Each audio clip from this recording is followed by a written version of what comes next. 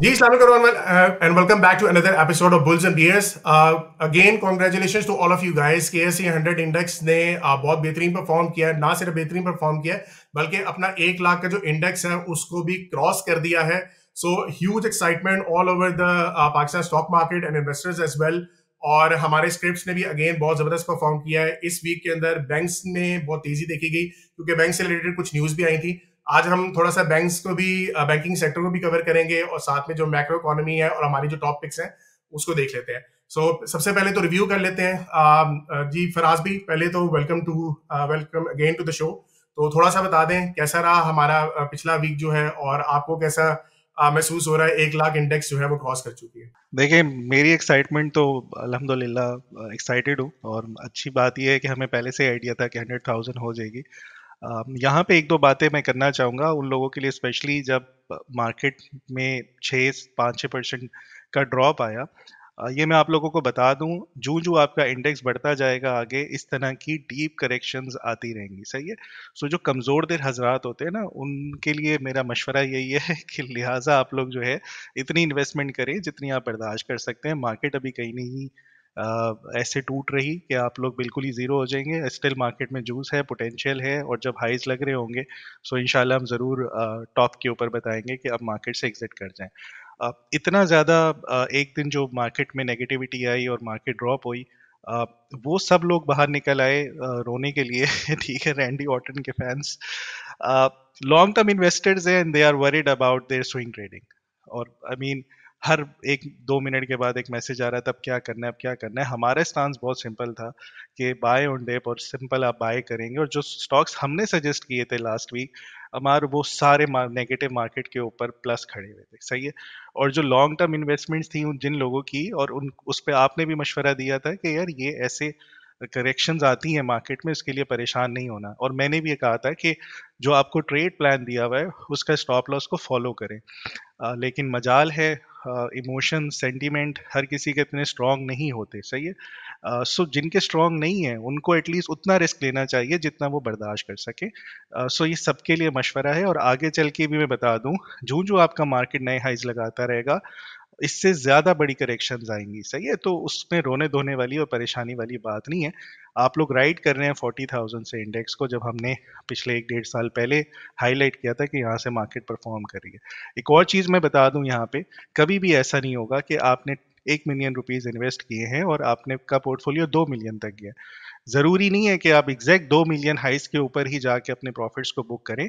हो सकता है कि आपका जो पोर्टफोलियो है, जब आप मार्केट से एग्जिट कर रहे होंगे, 1.8 मिलियन के करीब जाके कहीं सेटल्ड हो.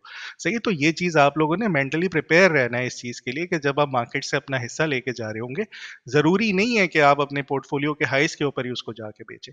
सो ये जो साइकोलॉजी है, ये बहुत इंपॉर्टेंट है. पहली बात तो ये कि आपका ट्रेड प्लान आपके सामने होना चाहिए. आपने ट्रेड्स ली क्यों? अब बहुत से लोग मिजान बैंक और फैसल बैंक के ऊपर बात कर रहे थे कि वो फ्लोर हो गए और हमने आके उनको नहीं बताया. भाई, हमारी रिकमेंडेशंस के ऊपर जो हमारे स्टॉक्स हैं हम उसको जरूर बताएंगे, उसका स्टॉप लॉस प्लान दिया होता है. मिजान बैंक और फैसल बैंक हमने इस शो में कभी भी आके कहीं पे डिस्कस नहीं किया. जो बैंक्स हमने बताया, बैंक ऑफ पंजाब, यूबीएल और इवन बीएमएल, वो सब आउटस्टैंडिंग तरीके से परफॉर्म करके गए. सो साइकोलॉजी बहुत मैटर करती है. खैर, रिव्यू कर लेते हैं. ये साइकोलॉजी के ऊपर अगर बात करें तो ये लंबी निकल पड़ेगी. मैंने कुछ आप लोगों को बता दिया है, उसको सजेशंस जो मेरी हैं आप लोगों के लिए, वो काइंड उसको फॉलो किया करें. स्टॉप. सबसे पहले तो आप लोगों का बहुत शुक्रिया the bulls and BS show देखने का. अगर आप इस पर्टिकुलर प्रोग्राम का फॉर्मेट देखें जहां पे अमार फंडामेंटली कंट्री की पोजीशन बताते हैं कि क्यों आपको स्टॉक मार्केट पे इन्वेस्ट करना चाहिए, and cherry on top Faraz आपको वो कंपनीज बताते हैं कि क्यों उन कंपनीज में आपको इन्वेस्ट करना चाहिए. और बाय द वे जो ट्रैक रिकॉर्ड है वो आपके सामने है. अब ये चीज़ आप खुद भी कर सकते थे. अगर आप दुनिया के किसी कोने में भी बैठे हुए हैं और ख़ास तौर पे पाकिस्तान में, और आपको अभी भी समझ नहीं आ रही कि स्टॉक मार्केट पे इन्वेस्ट कैसे करते हैं, तो I would strongly recommend please take the courses of Faraz and Amar which are available at sarmaya.pk.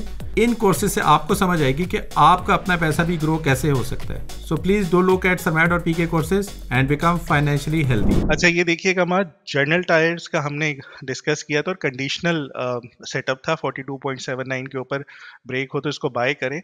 और ये आज जिस टाइम हम रिकॉर्ड कर रहे हैं बहुत अच्छे तरीके से ब्रेक करके सस्टेन कर रहा है। ये मोस्ट लाइकली अपने टीपीज को और अपने नए हाइस को जाके टेस्ट करेगा। सो ये बड़ी अच्छी हमारी पिक थी। सेकेंडली, अब परेशानी वाली इसमें क्या बात थी, हमने IBL-HL रिकमेंड किया था कि मार्केट नीचे आती है या IBL-HL नीचे आता है, इस जोन पे आपने खरीदना है, ठीक है। एग्जैक्टली वैसे ही हुआ, इसी जोन में आया। इसी जोन में आने के बाद इस टाइम ये 37 से 43 पे चला गया, ठीक है। सो आपका ट्रेड प्लान अगर सामने होता, आपको पैनिक करने की जरूरत नहीं थी, ये आपके लिए अपॉर्चुनिटी थी मार्केट में। बैंक ऑफ पंजाब कुछ अर्सा पहले हमने रिकमेंड किया था कि एक्यूमुलेशन फेज में है और ये जब ब्रेक होती है बहुत अच्छे तरीके से मूव करेगा, सस्टेन करेगा। हमारी ये बाइंग 5.5 रुपए की थी। ये वो पिक्स हैं जो कोई भी आके डिस्कस नहीं करता, कोई भी किसी मार्केट में वक्त से पहले आके नहीं बताता। अब यहाँ पे इसकी परफॉर्मेंस देखिएगा, 5.5 के बाद ये सीधा ऐसे परफॉर्म करता हुआ गया है। इस टाइम ये तकरीबन 9 रुपये 31 पैसे के ऊपर ट्रेड कर रहे हैं। स्टिल इसमें पोटेंशियल है, हो सकता है 20 रुपये भी चला जाए। फिर बैंक, एक और बैंक, छोटा बैंक, पिछली दफ़ा बड़े कमेंट्स आए कि आप लोगों का शो बहुत अच्छा है तो हमें पैनी स्टॉक्स ना बताया करें। भाई हमारा काम ये है कि जो मार्केट में चीज़ परफॉर्म कर रही है, ट्रेंड कर रही है, हम उसको बताएंगे। अब क्या पता यही पैनी स्टॉक कल को 100 रुपये का हो जाए, सही है। So you never know. So हम तो वो बताएंगे जो टेक्निकली और जो फंडामेंटली हमें नजर आ रहा होता है। अब इसके फंडामेंटल्स नहीं अच्छे, अमान ने बताया था, आपको नहीं पसंद आता तो आप ना लें, सही है। अब फंडामेंटल्स नहीं अच्छे, इसीलिए तो 2.25 रुपये का मिल रहा था।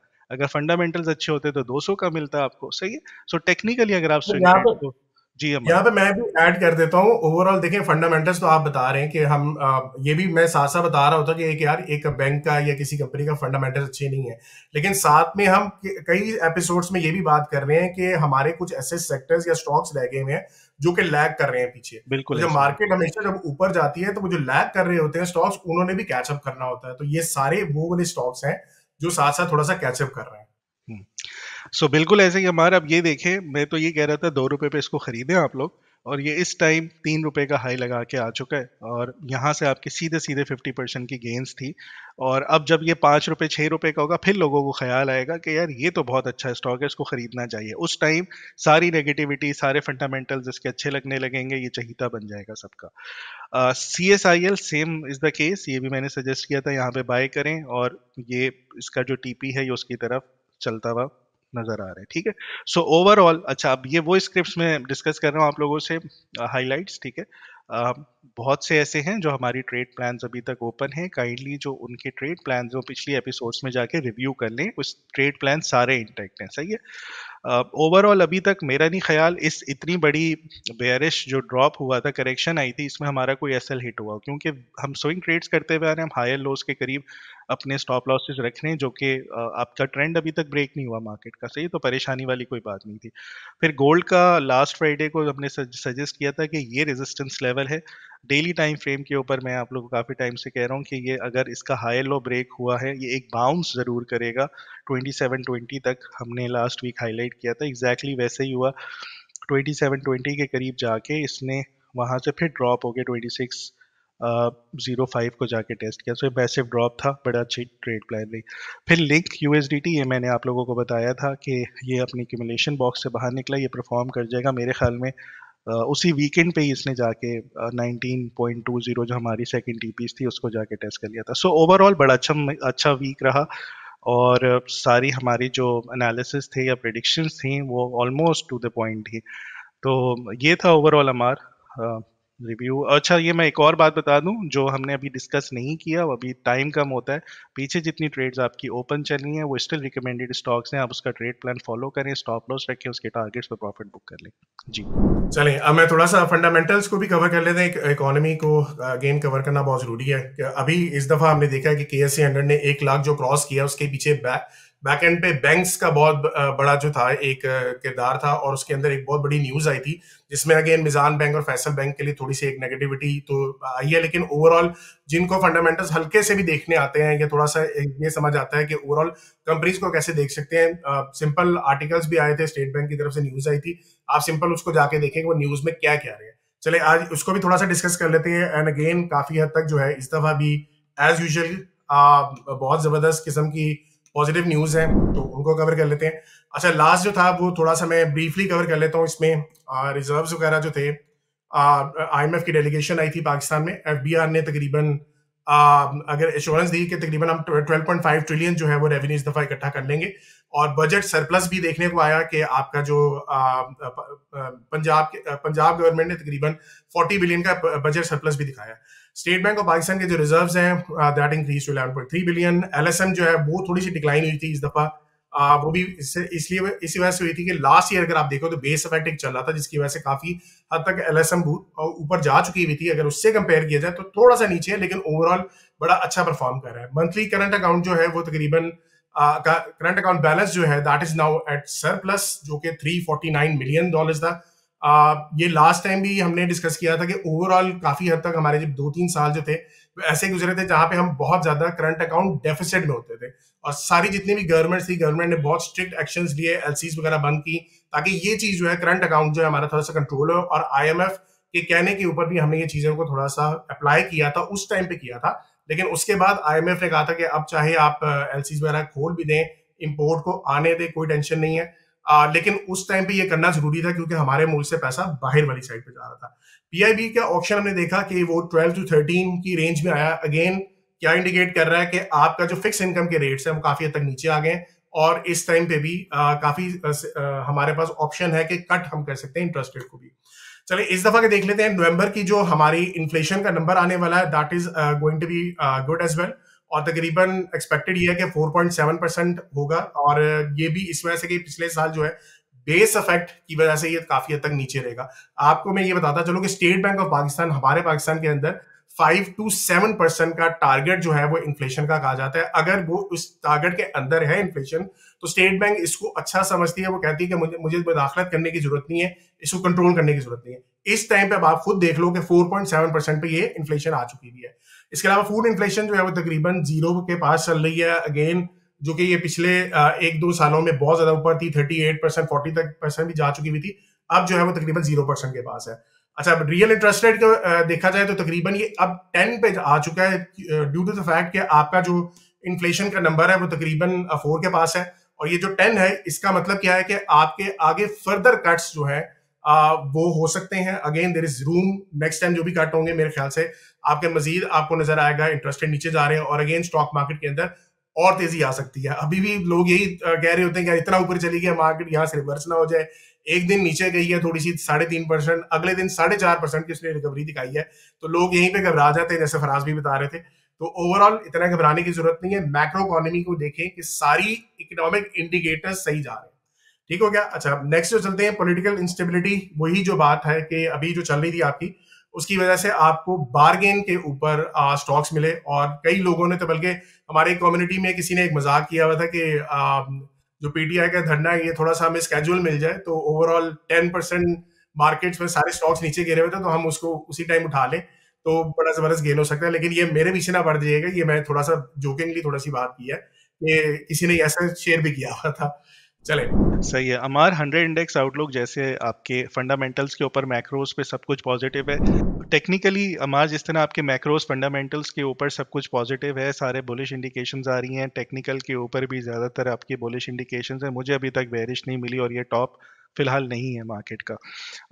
Simple higher highs and high lows के ऊपर अगर मैं बात करूं, आपका ट्रेंड कंटिन्यू कर रहा है, अभी तक का आपका हाई लो ब्रेक ही नहीं हुआ, तो इसका आप कह ही नहीं सकते कि आपकी मार्केट नीचे आ रही है जब तक इसका हाई लो आप बहरहाल इसने नया हाई लो डिफाइन किया 94,200 का। अब अगर किसी को एसएल रखना है तो वो ये वाला रख सकते हैं।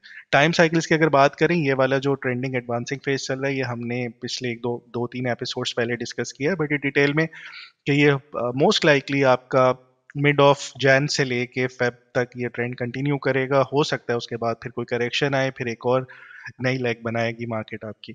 सो अभी तक टाइम साइकिल्स के ऊपर सब कुछ अच्छा है। So December is a good month as well. आगे जनवरी भी स्टॉक्स के लिए बहुत बुलिश होता है। आगे चलते हैं फिर ईएमए वीकली 21 या बहुत नीचे जा चुकी हैं, डेली 89 बहुत नीचे जा चुके हैं, स्टिल सपोर्ट है।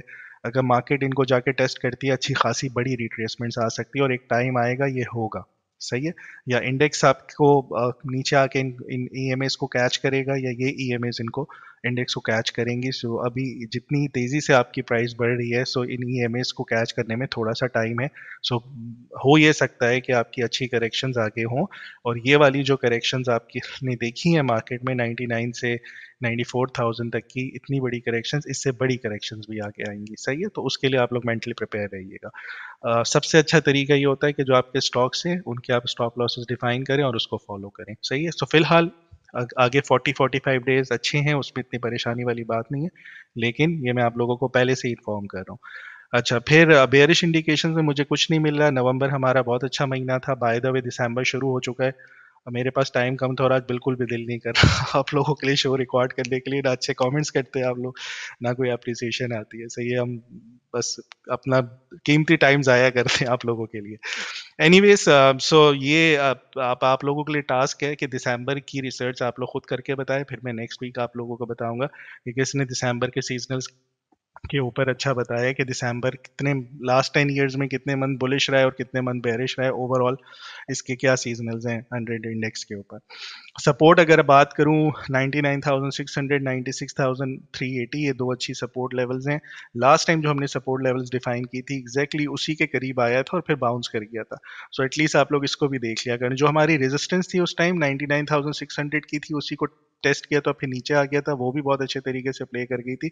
फिलहाल जो आपकी रेजिस्टेंस जोन है वो 103,470 और 1,04,000 के करीब आपका इंडेक्स यहाँ से अभी भी इसमें पोटेंशियल है, इसको जाके ये टेस्ट कर सकता है। स्टॉप लॉस अब अगर किसी को रखना है तो ये आप 94,200 वाला या 94,000 वाला, ये आप एक अच्छा लेवल डिफाइन हो चुका है।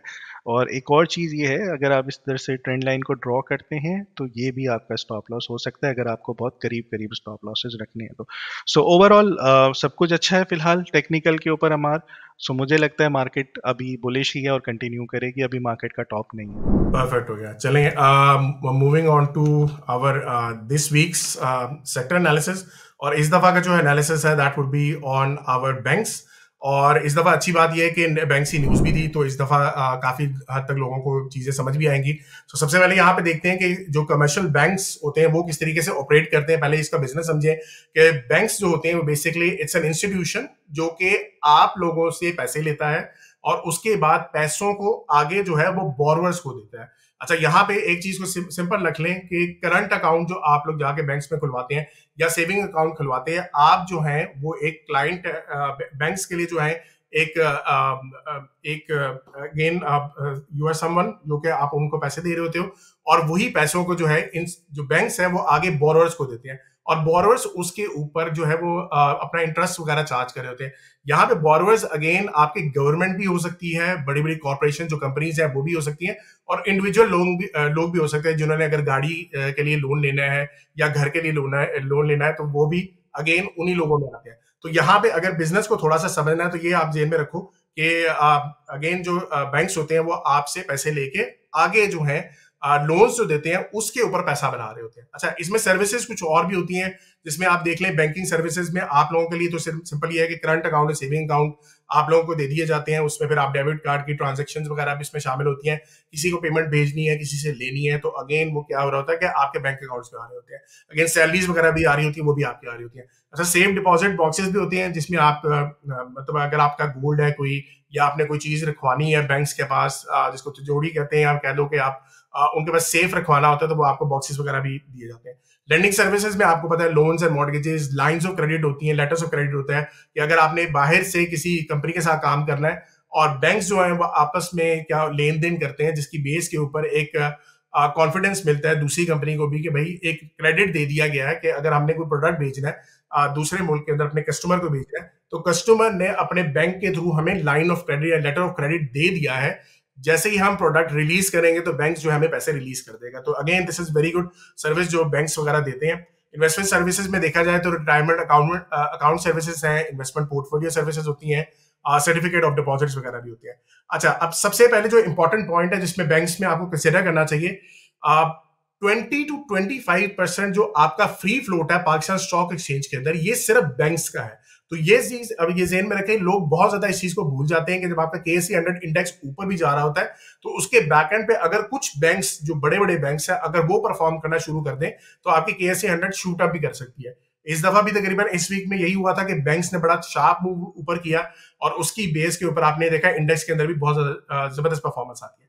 अच्छा, एक चीज यहां पे मैंने लिखी है, स्टेट बैंक का role in financial institution stability. ये बहुत इंपॉर्टेंट है चीज को समझना।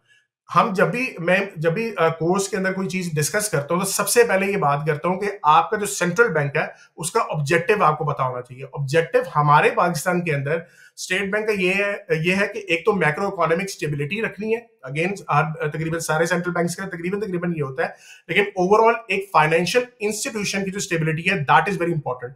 अगर आप यहाँ पे देखो तो पिछले 70 साल के अंदर पाकिस्तान की हिस्ट्री के अंदर हमारे पाकिस्तान में बैंक्स डिफॉल्ट नहीं करते।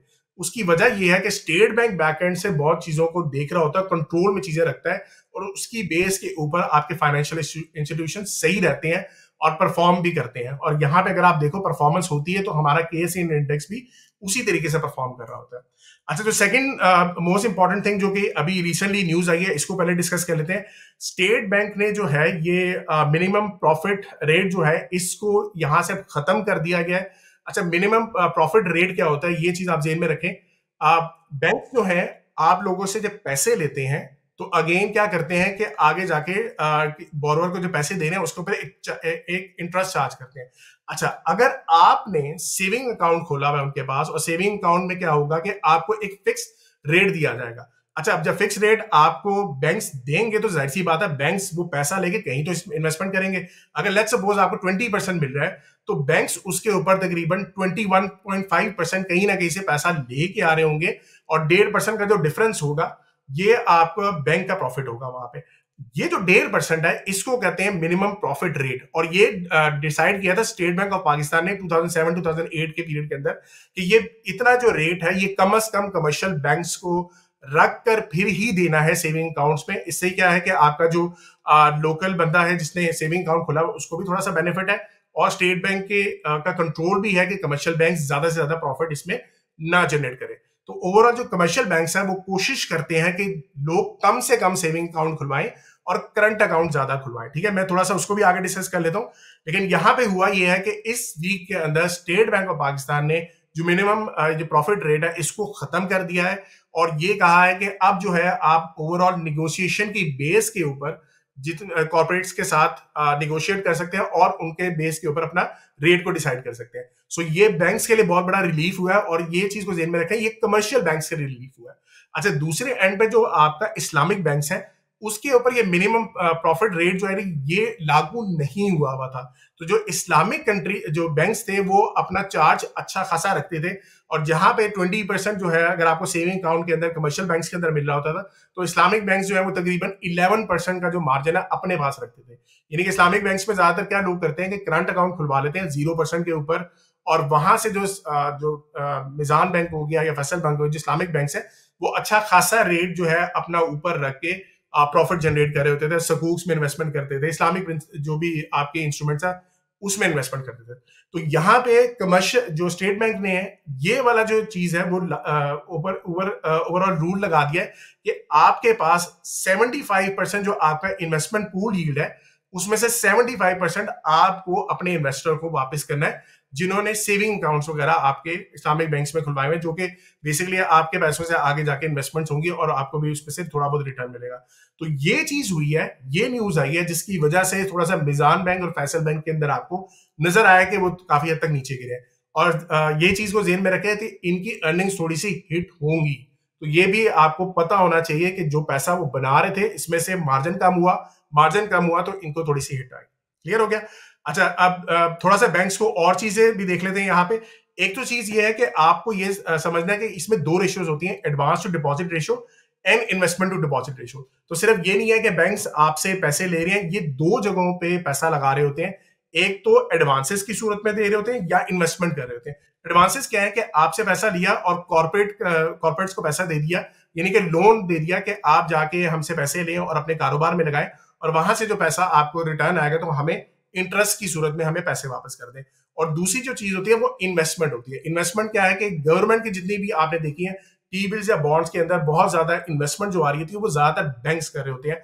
और चूंकि हमारा 20-22% का रेट चल रहा था पिछले 2-3 सालों के अंदर, तो जितने भी बैंक्स थे वो क्या कर रहे थे, हमसे पैसा लेते थे और गवर्नमेंट्स को लोन्स दे देते थे, और गवर्नमेंट से अच्छा खासा पैसा जो है वो कलेक्ट करते थे। और अगर आप पिछले 3-4 सालों में देखोगे तो बैंक्स ने बेतहाशा प्रॉफिट बनाया। जहां पे हम ये बात करते हैं कि मुल्क के हालात खराब है, वहां पे यहाँ पे बैंक्स इंजॉय कर रहे होते थे और ठीक ठाक कहते थे कि जी भाई इससे बेहतर हमारे लिए बिजनेस सिनेरियो नहीं बन सकता। अगर यहाँ पे ये बात की जाए तो ये दोनों चीजें मैं यहाँ पे मेंशन कर दी, डिपॉजिट आपके आए एडवांसेस में गए या इन्वेस्टमेंट में गए। और ये आपके पास ये एडीआर और आईडीआर के मैंने दोनों ग्राफ्स भी शो कर दिए हैं। रिसेंटली क्या हुआ कि स्टेट बैंक ने कहा है कि आपको एडवांसेस जो है, यानी कि जो आप लोन्स देते हो कंपनीज को, इसको बढ़ा के 50% तक करें। अब 50% जाहिर सी बात है जब आप करोगे तो उसमें क्या है कि आपकी जाहिर सी बात है जो स्टेट बैंक है ये इंश्योर कर रही है कि यार पैसा जो है आपकी इकोनॉमी में जाना चाहिए, वहां पे सर्कुलेट करना चाहिए। ठीक है, तो ये चीज को ज़हन में रखें, एडीआर जितना बढ़ेगा इकोनॉमी के अंदर पैसा उतना आएगा। और आईडीआर जो है वो बेसिकली इन्वेस्टमेंट जो थी, जो कि आपके पिछले 3-4 सालों से 80-90% में जा चुकी हुई थी। अगेन बैंक सिंपल क्या कर रहे थे, गवर्नमेंट को पैसे देते थे, गवर्नमेंट से एक ठीक ठाक मुनाफा बना रहे थे। अब वो थोड़ा थोड़ा सा नीचे आना शुरू होगा। और ये चीज में ज़हन में रखिएगा, 2005-6-7 का जो पीरियड था उसके अंदर आपका जो एडीआर होता था वो तकरीबन 70-80% था। अब जो है ये तकरीबन 39-40 के पास आ चुका है। रिसेंटली जो स्टेट बैंक ने कहा है कि आप इसको बढ़ाएं, तो अब तक वो 44-45% तक आ चुका है। तो मजीद जो बैंक्स हैं वो कोशिश करें कि इसको किसी तरीके से 50% तक कर दिया जाए। अच्छा, नेक्स्ट चलते हैं। नेक्स्ट जो है अगेन कासा की एक चीज जो है ना, ये आपको समझना है कि बेसिकली क्या होता है। Current account and saving account का जो रेशो कहा जाता है इसको कहते हैं कासा। और जाहिर सी बात है कासा में क्या होगा, करंट अकाउंट के ऊपर जो आपके जो इन्वेस्टर होता है उसको 0% रिटर्न मिलता है। तो यहाँ पे अगर मैं थोड़ा सा आपको एक्सप्लेन कर दूं तो कासा में अगर 0% आपसे पैसे लेता है बैंक, और वो बैंक्स के कहीं पे भी जाके गवर्नमेंट को लोन देता है या कुछ भी करता है, तो उसमें सीधा सीधा वो 22% का प्रॉफिट बना सकता है। Saving account on the other hand, जो कि अभी एमडीआर को देखा जाए तो तकरीबन सेविंग अकाउंट के ऊपर 20% अगर आपको एज एन इन्वेस्टर पैसे मिलते हैं, तो बैंक्स जो है वही पैसा जो है अगर गवर्नमेंट को दे रहा है तो वहां से 22% या 21.5% पैसे बना रहा है। तो 2% जो है वो उस सूरत में उसकी जेब में जा रहा है। और इस्लामिक में क्या था कि इस्लामिक में अगर आप टी बिल्स वगैरह बॉन्ड्स में इन्वेस्टमेंट नहीं करते तो यहाँ पे 11% जो है सीधा सीधा आपके बैंक्स जो है वो ठीक ठाक प्रॉफिट बना रहे होते हैं। अच्छा, अब यहाँ पे ये चीज को जेन में रखें तो क्या हो रहा है कि ओवरऑल बैंक्स कोशिश करते हैं कि ज्यादा से ज्यादा हमारे पर करंट अकाउंट खुले ताकि हमारा प्रॉफिट ज्यादा बने। ठीक हो गया। अच्छा, और दूसरी बात यह कि जो आपका डिपॉजिट ग्रोथ है इस चीज को कंसिडर करना चाहिए कि जो हमारा डिपॉजिट ओवरऑल जो बैंक्स के बाद अकाउंट्स खुल रहे हैं ये इंक्रीज करना चाहिए। रिसेंटली अगर पिछले एक साल में देखा जाए तो तकरीबन 18% जो है इसकी ग्रोथ नजर आ रही है और पॉपुलेशन हमारी ग्रो भी कर रही है, लेकिन उसके साथ साथ बैंक्स अपने अकाउंट्स वगैरह खुलवा रहे हैं।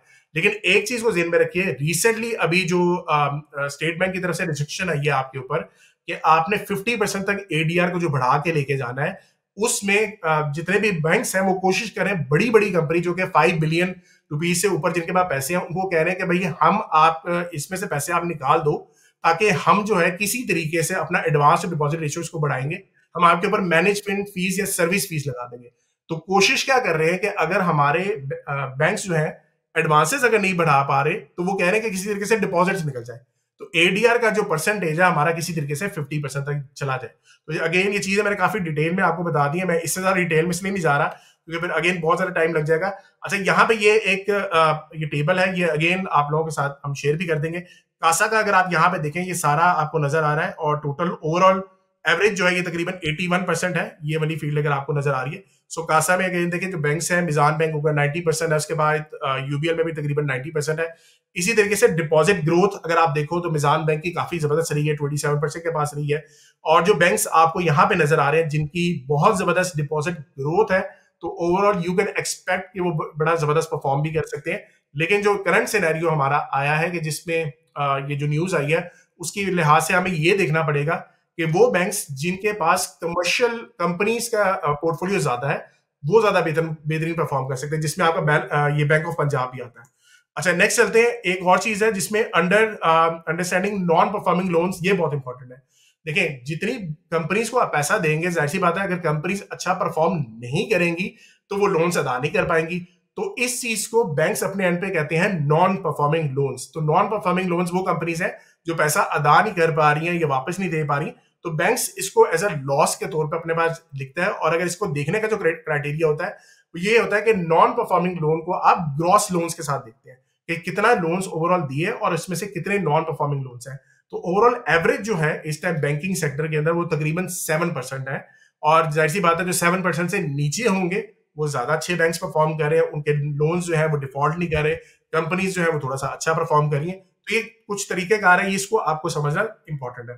अच्छा, नेक्स्ट जो है वो अंडरस्टैंडिंग कैपिटल एडिक्वेसी रेशियो है, ये बहुत इंपॉर्टेंट है। अच्छा, पाकिस्तान के अंदर ये एक रेशियो बनाई गई है स्टेट बैंक की तरफ से, आप कह लो कि एक रिस्ट्रिक्शन है, एक रेगुलेशन है कि भाई आप जो है जहां पे इन्वेस्टमेंट कर रहे हैं या जहां पे भी आप लोन्स वगैरह दे रहे हैं, उसका जो कैपिटल आप यूज कर रहे हो उसमें कितना रिस्क इन्वॉल्व है।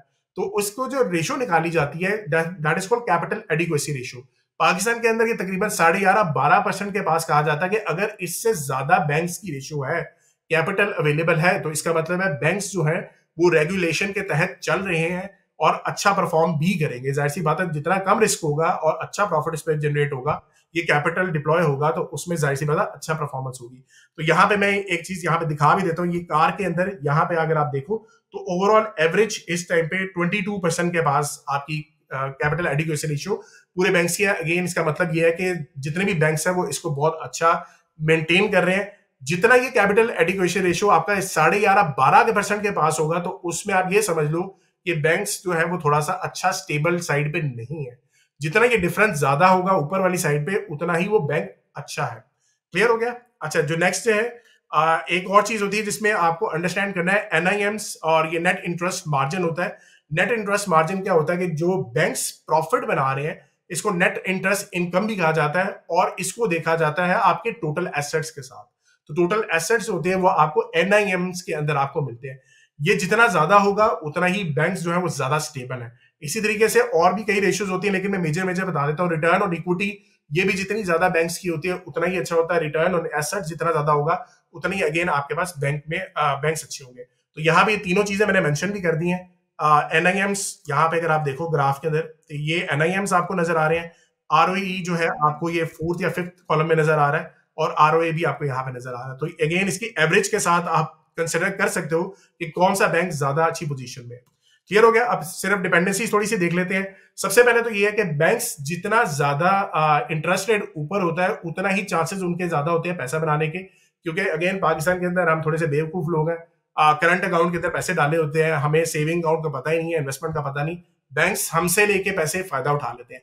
तो अगेन जब भी इंटरेस्ट रेट नीचे जाएंगे तो जिन बैंक्स ने फिक्स्ड बॉन्ड्स के अंदर या फिक्स जो आपके टी बिल्स के अंदर इन्वेस्टमेंट ज्यादा की होगी, वहां पे थोड़ा सा हिट आ जाती है बैंक्स की अर्निंग्स के अंदर। अगेन ये चीज हमें कंसिडर करनी पड़ेगी कि इंटरेस्ट रेट जब नीचे आएगा तो बैंक्स को थोड़ा सा नुकसान हो सकता है। हाँ, अगर उन्होंने अपनी पोजीशंस फ्लोटिंग बॉन्ड्स में रखी हुई है, फ्लोटिंग बॉन्ड्स होते हैं जिस तरह प्राइस ऊपर नीचे जाती है तो उनका भी रिटर्न थोड़ा सा चेंज हो जाता है। सो अगेन ये चीज को बैंक्स को कंसिडर करके चलना चाहिए।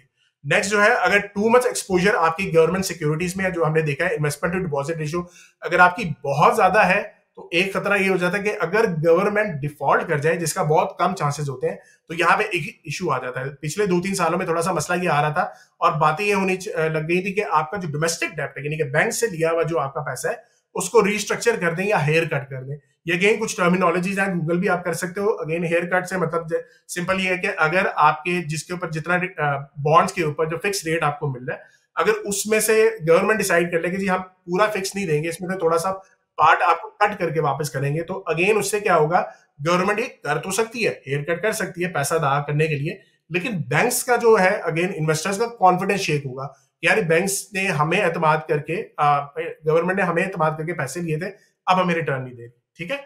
सो थर्ड जो है गवर्नमेंट पॉलिसीज, जैसे अभी हमने रिसेंटली देखा कि गवर्नमेंट पॉलिसीज क्या आई हैं कि इस्लामिक बैंक्स के ऊपर जो आपका एक लागू कर दिया कि 75% आप पैसे दोगे, और कमर्शियल बैंक्स के लिए आपका एमडीआर कम कर दिया। अगेन गवर्नमेंट की पॉलिसी है, एक जगह कमर्शियल बैंक्स के लिए अच्छा है, इस्लामिक बैंक्स के लिए थोड़ा सा अच्छा नहीं है।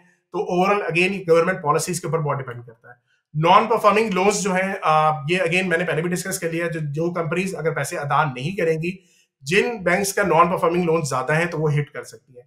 और जो लास्ट है डिजिटल बैंकिंग के ऊपर भी चीजें काफी ज्यादा जा रही हैं। इवन के जो बिटकॉइन है, बाहर के मुल्कों में तो ये बहुत ज्यादा प्रॉब्लम है कि जो आपकी लेन देन के अंदर बिटकॉइन भी आ गया है और बाकी भी एवेन्यूज आ गए हैं, जिसमें पेपैल भी आ गया और ये वाली सारी चीजें आ गई, तो उसमें बैंक्स के ऊपर जो है वो काम थोड़ा सा कम हो जाता है। तो अगेन ये भी बैंक्स की एक डिपेंडेंसी है जो कि हिट इनको कर सकती है।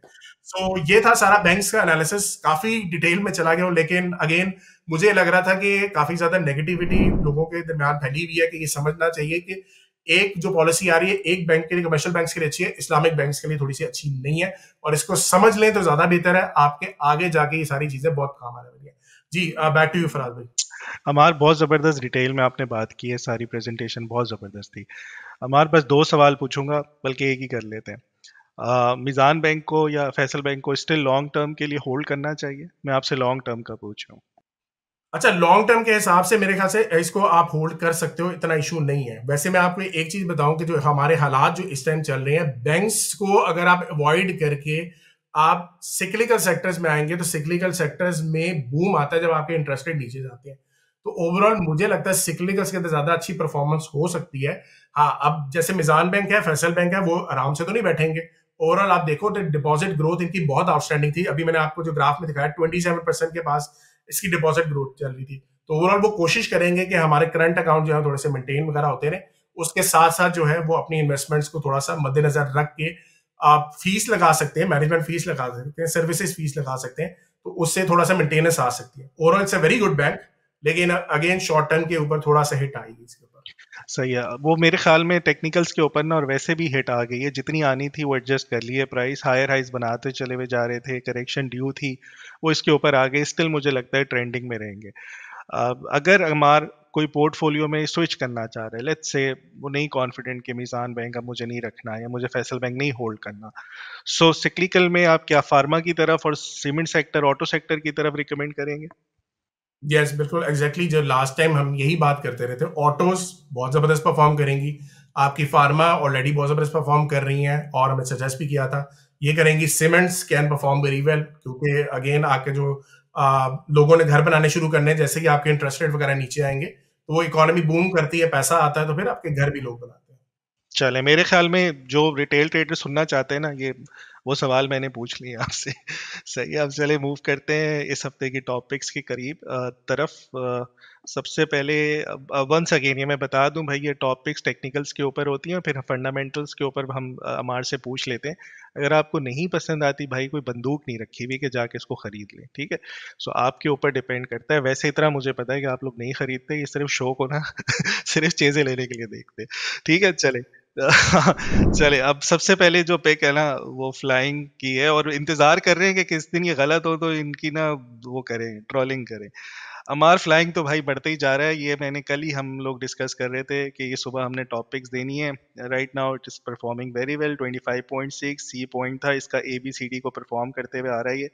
बहुत अच्छे पैटर्न में है, और मुझे ये लग रहा है कि ये बी पॉइंट जो 29 है, इसको भी ब्रेक करके इसके जो टारगेट्स हैं वो 42 के करीब जा सकते हैं। अब आप इस पैटर्न को 2 तरीकों से ट्रेड कर सकते हैं। एक तो ये कि जब बी का ब्रेकआउट लगे और फिर आप इसकी राइट लेने, ये तरीका है। दूसरा ये है कि थोड़ा सा नीचे आता है, लेट्स से 23.5 या 24 के करीब बाय करें, 20 के करीब इसका एसएल रखें, और फिर वेट करें कि कहाँ तक जा सकता है आपका। सो ये बहुत अच्छी इसकी जो सेकंड लेग है वो मोस्ट लाइकली है। अगर सेकंड लेग नहीं भी बनती तो यहाँ पे बाय करते हैं तो ये डबल टॉप का सिनेरियो भी बना सकता है 29.5। आसान लफ्जों में, buy on dip and first target is 29.50, second target अगर ये ब्रेक होता है तो फिर ये 42 के करीब भी जा सकता है। हमारा रिसेंटली फंड ये फ्लाइंग की जो है वो एक लाइन प्लांट लगा हुआ था, वो ऑपरेशनल हुआ है, और मेरे ख्याल में फंडामेंटल्स के ऊपर ये अब और बेहतर परफॉर्म करना शुरू कर देगा। 100% कैपेसिटी पे चल रहा था 2 साल पहले, इन्होंने फिर राइट्स इशू किए, उसके बाद फिर अब इन्होंने प्लांट ऑपरेशनल कर दिया है। गोइंग फॉरवर्ड क्या लग रहा है आपको ये फंडामेंटल्स इसके फ्लाइंग के? अच्छा, रिसेंटली अगर ओवरऑल नेट सेल्स को देखा जाए, सेल्स से अंदाजा लगा लें कि 50% जो है इनका पिछले साल का जो क्वार्टर था उसके साथ मैं कंपैरिजन करके बता रहा हूँ, 50% का इंक्रीज आया। ओवरऑल ईपीएस थोड़ी सी डिक्लाइन जरूर हुई है, लेकिन उसकी वजह ये थी कि कॉस्ट ऑफ गुड्स सोल्ड इस दफा आपको इनको बहुत ज्यादा पड़े हैं, तो वो काफी हिट थोड़ी सी इनको आई है उस एंड से। लेकिन जो आप बात करें, एक न्यू लाइन जो है इनकी बहुत अरसे से पेंडिंग थी, जो कि अब ये हो गई भी है, एक्सपेंशन हो गई भी है, और अब जो है तकरीबन ये 3.9 मिलियन टन पर एनम जो है ये बना सकते हैं कि दे हैव द कैपेसिटी। और जब कैपेसिटी इनके पास आ जाएगी तो ऐसी बात है इनके पास थोड़ा सा मार्जिन वगैरह भी आ सकते हैं ओवरऑल। बाकी सेक्टर्स को ओवरऑल साथ साथ ये देखना पड़ेगा कि आपके जो सीमेंट के डिस्पैचेस इनके चल रहे हैं वो सही भी चल रहे हैं कि नहीं। जो सेल्स वगैरह आपने ओवरऑल देखी बहुत जबरदस्त जंप है, लेकिन साथ साथ प्रोडक्शन भी थोड़ा थोड़ा सा देखते जाए, उस ये परफॉर्म कर सकता है अगेन डिपेंडिंग कि आप इसकी प्रोडक्शन को साथ साथ देखते हैं। हमार अगर फंडामेंटली देखा जाए, कोई 40 रुपए का स्टॉक है, लेट्स से गरीबवाल सीमेंट है, उससे अगर कंपेयर करें, वर्थ इट है इसको होल्ड करके 42 तक की राइड लेना? अगर मैं 40 रुपए वाला कोई सीमेंट देखूं और ओवरऑल सीमेंट सेक्टर बहुत अच्छा परफॉर्म कर रहा है, सो अगर आप उसको किसी एक सीमेंट सेक्टर में के साथ कंपेयर करें तो कहीं लगता है आपको ये 40 पे चला जाएगा? देखिए डिपेंड तो अगेन मैंने यही बात की है कि अर्निंग्स को थोड़ा सा अगर साथ साथ देखते जाएंगे तो अर्निंग्स तो इंक्रीज कर सकती है, क्योंकि रेवेन्यू जो है आपने देखा है बड़ा जबरदस्त परफॉर्म किया, कैपेसिटी बढ़ गई है ना, तो उससे क्या होगा कि थोड़ा सा आपके मार्जिन मेंटेन हो सकता है। तो ये चीज थोड़ा सा देखना पड़ेगा साथ साथ, लेकिन ओवरऑल आई थिंक कि सीमेंट जैसे जैसे परफॉर्म कर रहा है ये कर सकता है परफॉर्म।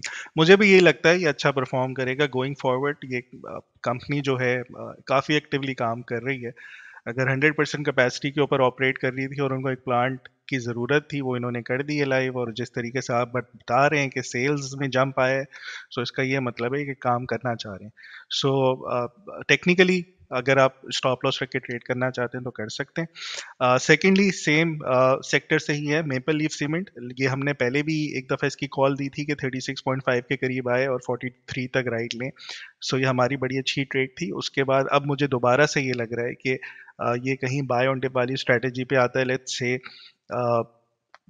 40s पे मिलता है, 40 या 39 के करीब, इसको बाय करना चाहिए। मुझे ये लग रहा है कि ये जो इसकी एक्यूमुलेशन हुई है सारी पिछले एक साल से, पूरा एक साल, और अगर ये 43.5 और 44 वाले रीजन को ब्रेक करता है, ये इजीली 48 और फिर 56 को जा सकता है।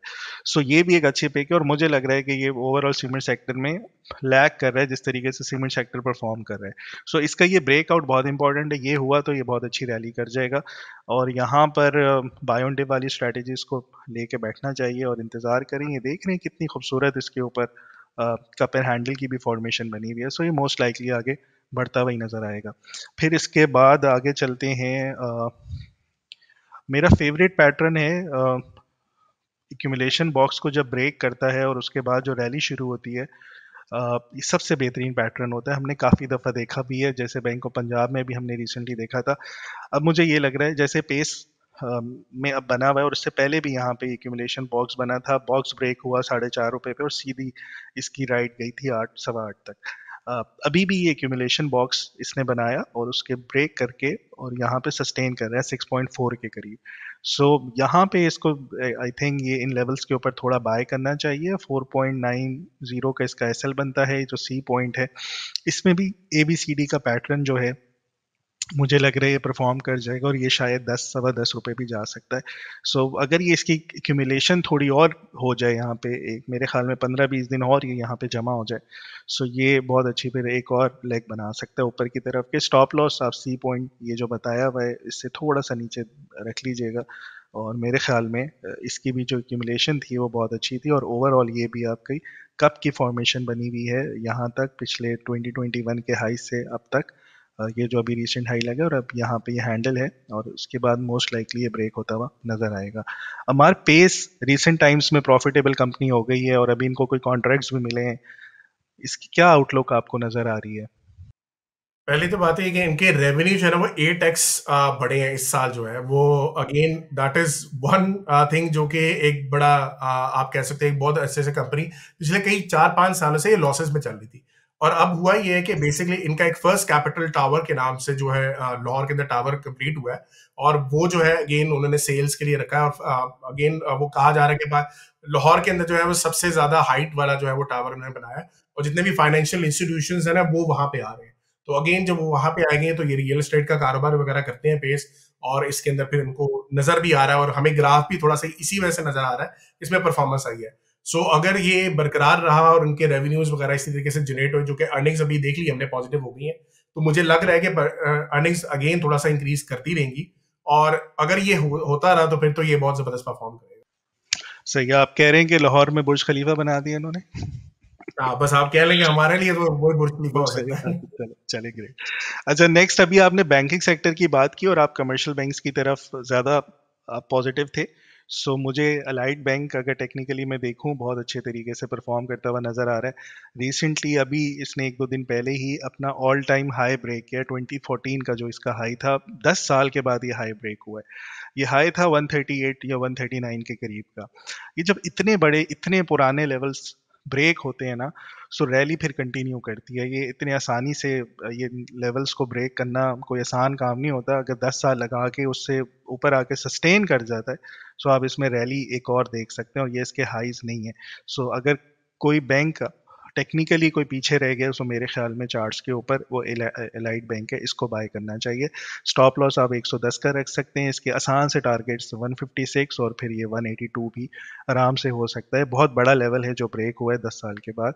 सो इसमें अभी रैली बाकी है, इसका ट्रेंड अभी वो हो सकता है। हमारे इनके ABL, अभी आपने पूरी बैंकिंग सेक्टर की हमें कहानी सुनाई है, और टेक्निकली हमने एक और कमर्शियल बैंक पिक कर लिया है जो अपने हाइज को ब्रेक करके ऊपर सस्टेन कर रहा है। क्या लग रहा है आपको फंडामेंटल अभी इसमें क्या ऐसी चेंज आई है कि इतना अच्छा तरीके से रीसेंट टाइम्स में परफॉर्म करना शुरू हो गया? अच्छा, ये ABL जो है, it's one of the best performing fundamentally अगर देखा जाए कमर्शियल बैंक्स में, बहुत जबरदस्त परफॉर्म कर रहे हैं। इसकी अगर अर्निंग्स की बात की जाए तो तकरीबन 25% का इंक्रीज है इसका अर्निंग्स पर शेयर में, और उसकी वजह ये है कि इनका जो नेट इंटरेस्ट इनकम है वो बहुत ज्यादा बढ़ी है। तो अगेन बैंक्स का जो तरीकेकार होता है, सेल्स होती है जिसमें मार्जिन वगैरह वो मेंटेन करते हैं, उसमें बहुत जबरदस्त इनका जंप नजर आया है। अगर एक साल के अंदर जो पिछले साल का जो क्वार्टर है उसके साथ कंपेरिजन हुआ तो तकरीबन 36% का इंक्रीज, बहुत मेजर जंप होता है, वो भी यहाँ पे नजर आया है। उसके अलावा जो 10% जो है नेट इंटरेस्ट इनकम, इनका काफी ज्यादा बढ़ा है, क्योंकि ये इनकी ओवरऑल जो इन्वेस्टमेंट थी गवर्नमेंट के अंदर, जैसे कि इन्वेस्टमेंट जो डिपॉजिट की रेशियो की हम बात कर रहे थे, वो इन्होंने बड़ा अच्छा मेंटेन किया हुआ था। तो उधर से जो पैसे इनको आते जा रहे थे वो अगेन इनकी प्रॉफिट में बहुत ज्यादा जनरेट कर रहा था। और इनका जो नॉन परफॉर्मिंग लोन है, जो हम बात कर रहे थे कि जो इन्होंने कंपनीज को पैसे दिए होते हैं, that is one of the lowest. वो 1.5% है, जो ओवरऑल हमने 7% का एवरेज बताया था। तो अगेन काफी हद तक ये लो वाली साइड में। और जो कैपिटल एडिक्वेसी रेशियो जिसकी हम बात कर रहे थे, रेशियो की, इनकी 32.4% है। सो आप अंदाजा लगा सकते हैं कि ओवरऑल जो बड़ा बड़ा इंस्टीट्यूशनल इन्वेस्टर होता है, उनको ये चीजें जो अभी आपको ABL में नजर आ रही है बड़ी अच्छी लगती है। सो उसके बिहाफ पे आप देख लो कि परफॉर्मेंस भी वो दिखा रहा है कि फंडामेंटली परफॉर्मेंस हो रही है इसमें। बेहतरीन हो गया हमारा। सो अब ये जिस तरीके से हमने टेक्निकली हाईलाइट किया है और पिक किया है, ये मेरे ख्याल में कोई नहीं करता करता मार्केट में। सो ये अच्छा, एक और स्टॉक मैं बता दूं हमारा, लेकिन वो ऑलरेडी परफॉर्म कर चुका है। कल भी कैप था और आज भी कैप है, मैंने उसको हाईलाइट कर लिया था। एस्कॉर्ट इन्वेस्टमेंट बैंक की बात कर रहा हूँ। सो जितना आपका आज भी कैप है, ये बेहतरीन तरीके से परफॉर्म कर रहा है। सो ये वो स्टॉक्स हैं जो लैग कर रहे हैं पीछे, इंडेक्स को अभी कैच करेंगे। ये भी बहुत बेहतर परफॉर्म करता हुआ नज़र आ रहा है। इसमें इतने वॉल्यूम्स नहीं होते, अगर जिसको थोड़ा बहुत मिल गया तो फिर ये आराम से, ये भी आराम से 9 रुपये 10 रुपये हो सकता है। सो इसमें भी काम कर सकते हैं। सेकेंडली ABL अभी अच्छी पिक है, उसमें काम कर लें तो ज़्यादा बेहतर है। फिर उसके बाद SPEL, अगर इसकी बात करूँ मैं सिंथेटिक प्रोडक्ट्स की, ये ओवरऑल पूरी जो इसकी रैली थी 14 रुपये से लेके 57 तक की, उसके बाद ये रिट्रेस करके 0.5 0.61 पे आया है। अब ये एक्यूमुलेशन बॉक्स के अंदर ट्रेड कर रहा है। जितनी एडवांसिंग फेज का टाइम था उतनी एक्यूमुलेशन बॉक्स हो गई है।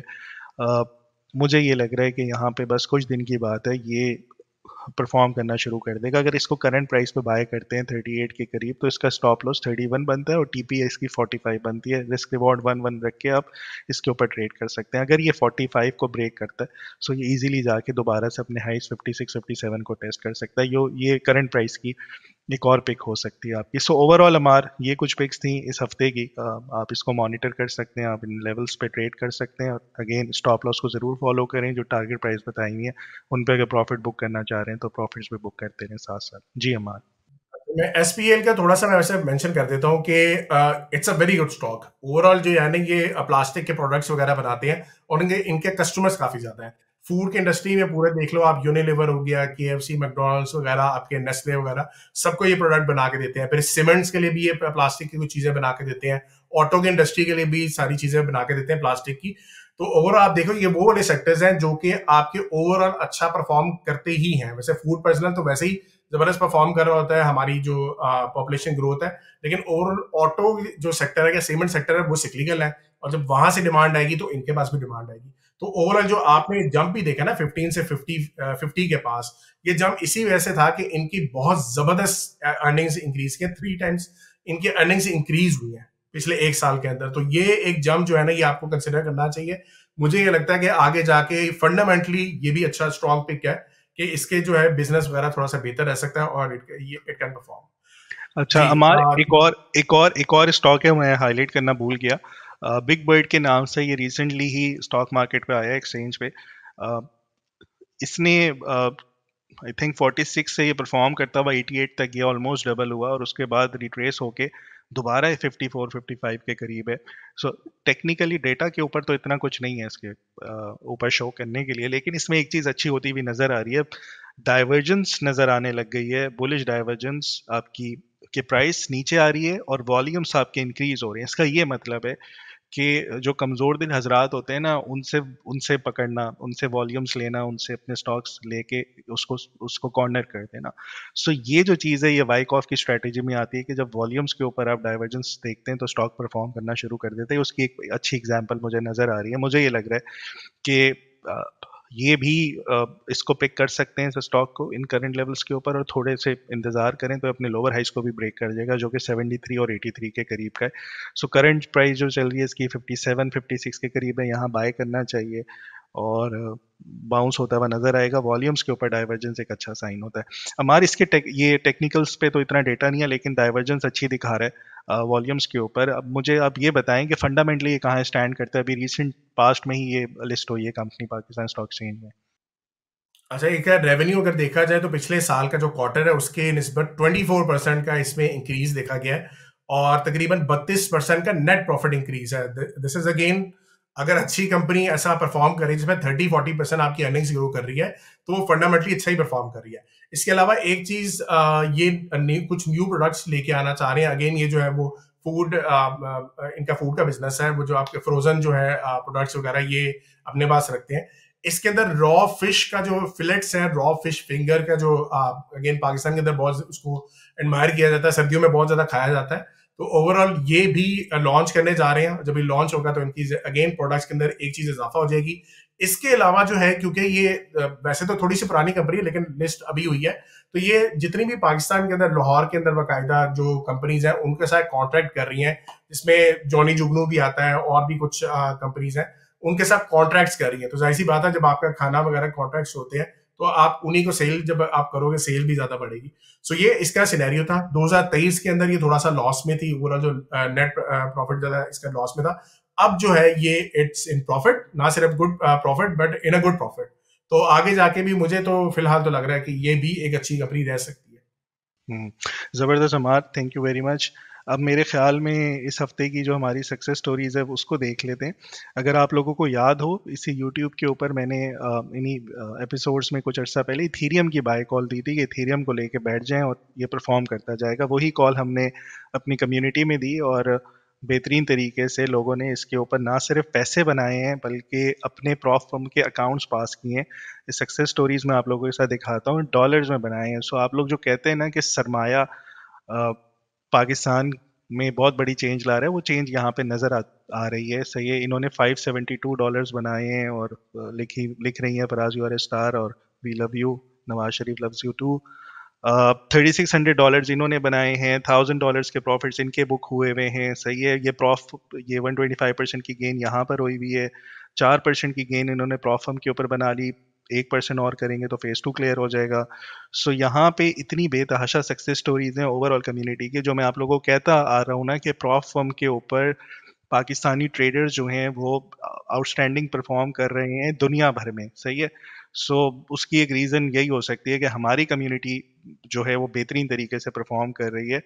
और यहाँ पे देखें, सब ने बेहतरीन प्रॉफिट्स बनाए हुए हैं, और इधर एक ये इनका फेस पास हो गया प्रॉफ फर्म का, अगेन इनका भी फेस पास हो गया प्रॉफ फर्म का। सो ये फंड्स को मैनेज करना, इनको पे आउट मिला है $4,500 का। सही है, $4,500 का एक सिंगल ट्रेड के ऊपर। अगर आप क्वालिटी ट्रेड पकड़ लेते हैं, एक अच्छी ट्रेड, सो आपको कोई ज़रूरत नहीं है आप स्क्रीन के सामने बैठे हुए उसको मॉनिटर करते रहे और अपने आप को फील कराएं आप ट्रेडर हैं और माउस क्लिकिंग करते रहें। एक क्वालिटी ट्रेड आपके सारे प्रॉफिट्स भी पास कर देगी और आपको इतने बड़े पे आउट्स भी लेके दे देगी। और बाय द वे इनकी जो इन्वेस्टमेंट होगी मैक्सिमम $500 होगी। स्किल्स सीखने का ये फ़ायदा है। सो अगर आपको स्किल सीखनी है, अगेन हम सरमाया.pk पे जाएं, ट्रेनिंग्स फंडामेंटल्स की भी लें, टेक्निकल्स की भी लें, अपने लिए कुछ करें, अपनी फैमिलीज़ के लिए कुछ करें और डॉलर्स में पैसे बनाएं तो ज़्यादा मज़ा भी आएगा आप लोगों को।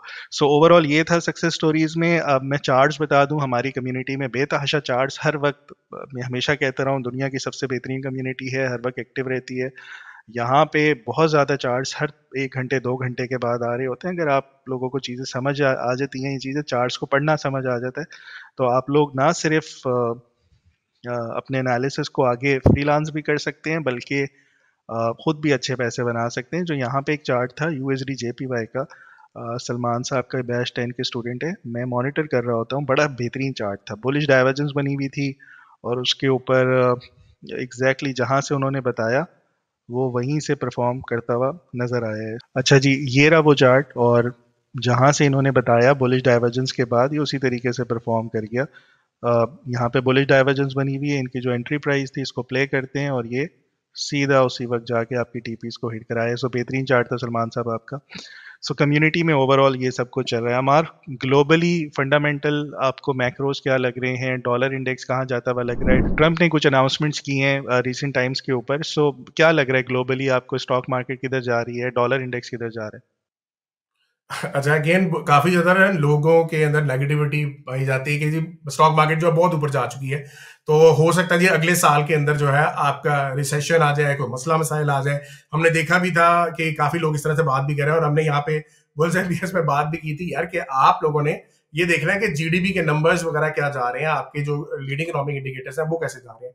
सो वहां पे मैं अगर आपको बात करूं तो इस दफा IMF की जो रिपोर्ट आई है वो ये कह रही है कि अगले साल जो है ये जो यूएसए की जीडीपी है वो तकरीबन 2.3 या 2% के पास रहेगी, जो कि रिसेशन बनता ही नहीं है। ठीक है, तो रिसेशन क्या होता है कि आपका जो क्वार्टर जो होता है, दो लगातार जो क्वार्टर आपके नेगेटिव चले जाए तो फिर आपका रिसेशन आ जाता है।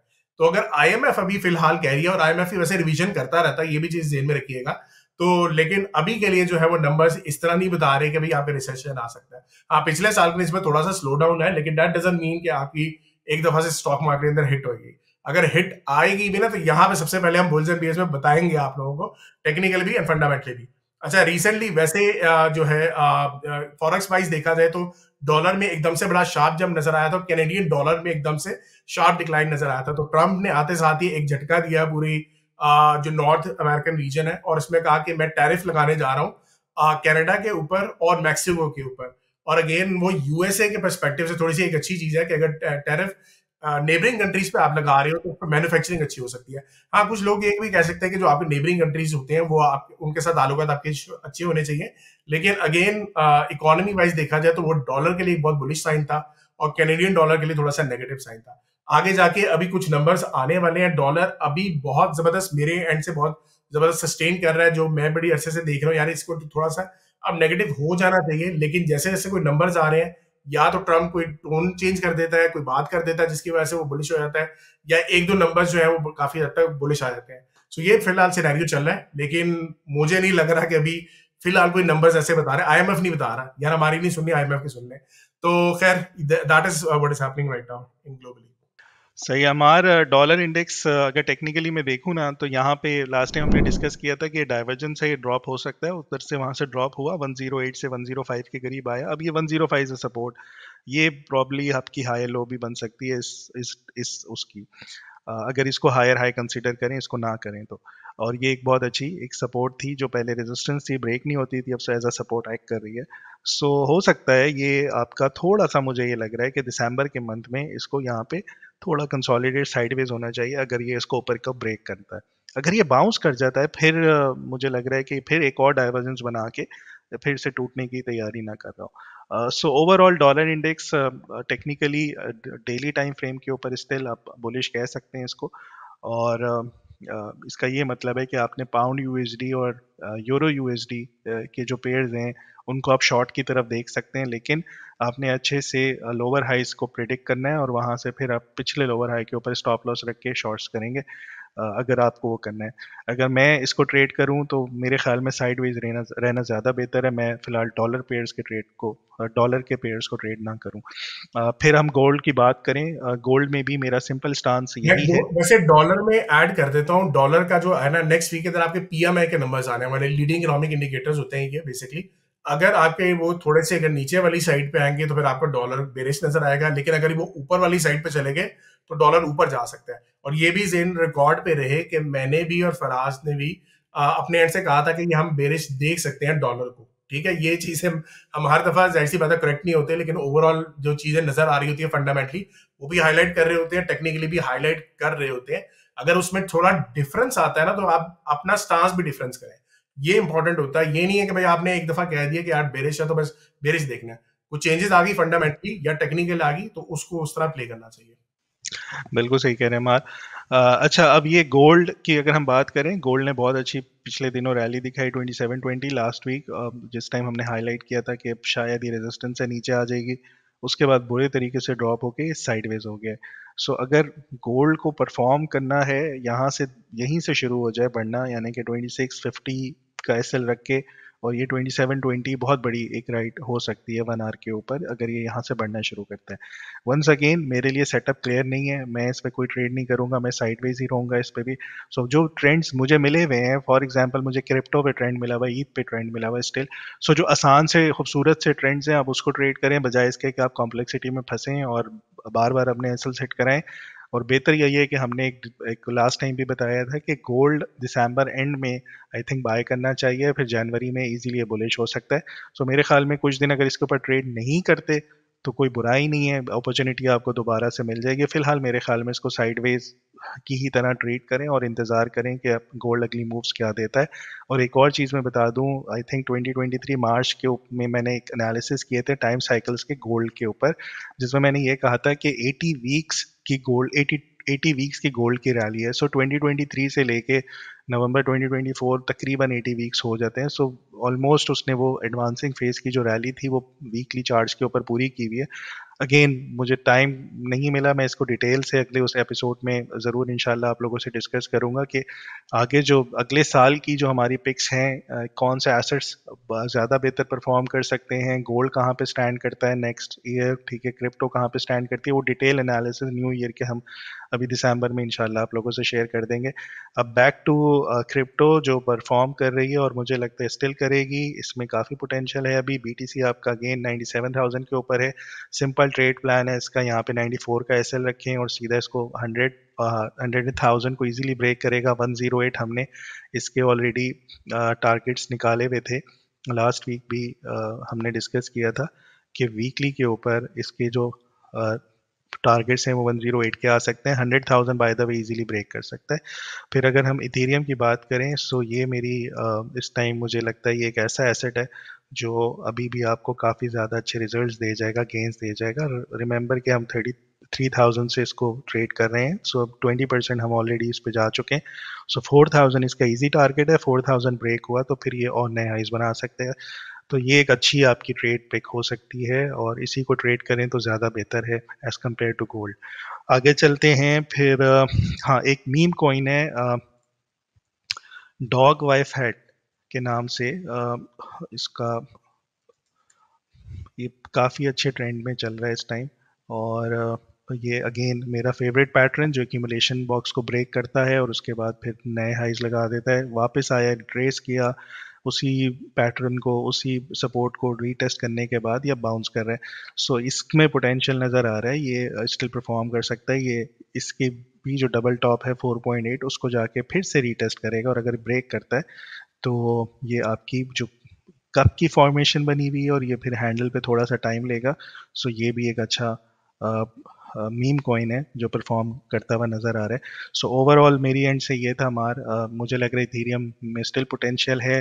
आपका ये वाला जो मीम कॉइन है इसमें पोटेंशियल है, BTC में स्टिल पोटेंशियल है, गोल्ड डॉलर वगैरह में थोड़ा सा साइडवेज हो जाना चाहिए, ठीक है। जब चीज़ें आसान हो जाएं, ट्रेंड्स आसान से बनने शुरू हो जाएं, फिर ट्रेड करें। नैस्डैक रह गया है, वो मैं बता देता हूँ, वो भी सिंपल है, साइडवेज हुआ है, और उसमें भी अगर आप बाय ऑन डिप वाली स्ट्रैटेजी पे जाते हैं तो सिंपल आपने 20,300 का एसएल रखेंगे, 20,700 पे बाय करें, ये इसका एसएल था, और 21,200 के ऊपर इसकी टीपी रखेंगे। अगर आप इसके डेली टाइम फ्रेम के टारगेट्स देखते हैं, हम पीछे डिस्कस करते हुए आ रहे हैं, वो 23,200 समथिंग के बनते हैं, मुझे लगता है वो जनवरी में कहीं जाके उसको टेस्ट कर जाएगा। सो ओवरऑल मेरे एंड से ये था मार, बाकी मेरे ख्याल में रैप अप करते हैं हम। परफेक्ट हो गया। अच्छा, एक तो आपने नैस्डैक में वैसे यहाँ पे दिखाया, मैं ये भी बात कहता चलूं कि मैं कुछ अरसे से मैंने यहाँ पे बुल्स एंड बीएस में भी बात की थी कि आपकी जो दूसरी कंपनीज हैं, टेक्नोलॉजी वाली कंपनी से पैसा उठ के आपकी छोटी कंपनीज पे आ रहा है क्योंकि इंटरेस्ट रेट नीचे आ रहे हैं। तो S&P 500 को अभी भी जाके आप देख रहे हैं तो वो ऑल टाइम हाई पे है। तो अगेन छोटी कंपनीज के अंदर आपका पैसा आएगा, वो ज्यादा परफॉर्म करेंगी। अभी कोई सिनेरियो फिलहाल नहीं नजर आ रहा, जीडीपी ग्रोथ भी नजर आ रही है। जैसे आपने भी गोल्ड में बात की ना, था 80 वीक्स की रैली जो है वो आपने कहा था कि इतनी एक्सपेक्टेड थी कि परफॉर्म करेगी। मैंने भी अपने फंडामेंटली स्टूडेंट्स को बताया हुआ था कि ओवरऑल गोल्ड को आपके पोर्टफोलियो में होना चाहिए, बिकॉज आपका जो रिजर्व करेंसी है डॉलर है, वो उसका पेट्रो डॉलर जो कॉन्ट्रैक्ट था सऊदी अरब के साथ, वो इस साल थोड़ा सा खत्म हुआ है, और उससे जो है एक अनसर्टेनिटी आ जाती है रिजर्व करेंसी के ऊपर, उसकी बेस के ऊपर गोल्ड ने बड़ा परफॉर्म किया। तो ये सारा सिनेरियो था। और वैसे मैं यहाँ पे एक चीज मेंशन कर दूं, नेक्स्ट वीक के अंदर मैं कोशिश ये करूंगा कि जो फंडामेंटली स्ट्रॉन्ग पिक्स थी हमारी पिछले एक साल के अंदर, जो मेरे स्टूडेंट्स ने काफी ज्यादा उसको प्ले किया था या एंजॉय किया था, वो आपको मैं दिखाऊंगा कि वो मेरे जो एक एल्गोरिथम मैं मेंशन करता होता हूँ कि हम एक एल्गोरिथम यूज करते हैं, उसके मुताबिक जो हमारे पास बेस्ट कंपनीज आती हैं, जो इस दफा 10 बेस्ट परफॉर्मिंग स्टॉक्स रहे हैं KSE 100 इंडेक्स के, उसमें से 8 जो थे वो मेरे पोर्टफोलियो के अंदर आ रहे थे, और हमने उसमें सिर्फ देखा नहीं, उसको राइड भी किया, इन्वेस्टमेंट भी की। और ये छोटी छोटी चीजें होती है, अगर आपको फंडामेंटली चीजें समझ आ जाए तो ये आप इसमें अच्छा प्ले कर सकते हैं। रजिस्ट्रेशन फॉर दोनों trainings are now open, fundamentals capital market के लिए भी और टेक्निकल एनालिसिस के लिए भी अंदर भी आप लोग इसके अंदर रजिस्टर कर सकते हैं। चले जी, thank you so much everyone, और नेक्स्ट वीक मिलते हैं। मेरी तरफ से, फराज की तरफ से, सरमाया की तरफ से, अल्लाह हाफिज। सी यू गाइस नेक्स्ट वीक।